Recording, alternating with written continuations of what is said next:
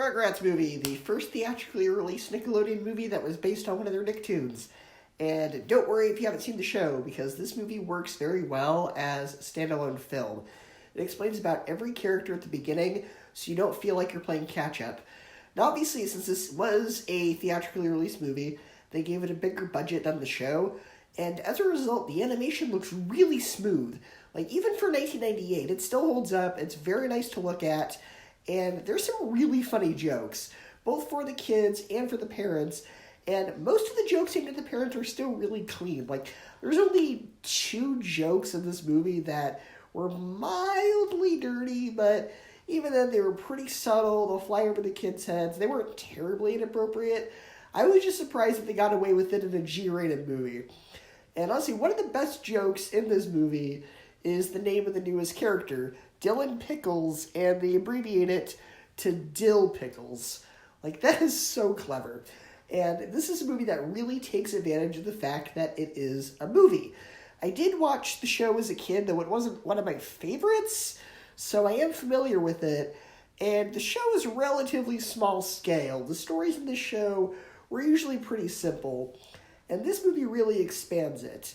It can be a bit intense at times. You know, in the show, every danger that the babies faced was due to their overactive imagination. They were never really in actual danger, but in this movie, there is real danger.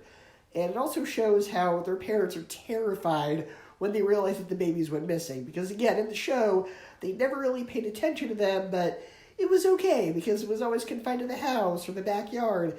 And you could really relate to the parents freaking out at them going missing. You know, there's also some nice little celebrity voice cameos. So Tim Curry plays a news reporter, and he's kind of funny. And there's also David Spade, and he plays a park ranger, and he gets a few laughs. And there's also some really good songs in this. I wouldn't say this is a musical, because there's only 3 or 4 songs. And even then, 2 of those songs are parodies of other existing songs.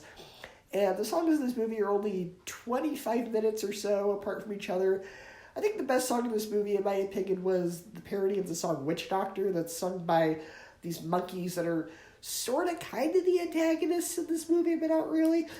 It's fun, it's really catchy, and there are also a few moments that are heartwarming and really tug on the heartstrings.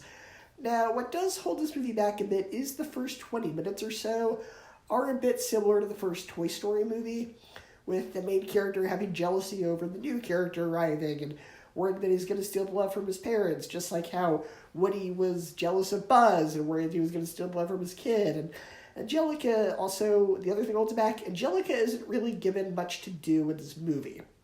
The way they incorporated her into the plot was honestly kind of lazy, and even then she's not even really that crucial to the plot, much as they try to make her. It's like they knew that she's a main character in the show, so we have to include her in the movie, but they couldn't really find a way to put her in the movie that made sense. So, I don't know, her subplot was just kind of there for just having her in the movie because she's a main character in the show. But overall, this is a great family movie. Kids will enjoy it, adults will enjoy it. It's perfect for all ages. I give the Rugrats movie an A-, 9 out of 10, and 4 out of 5 stars.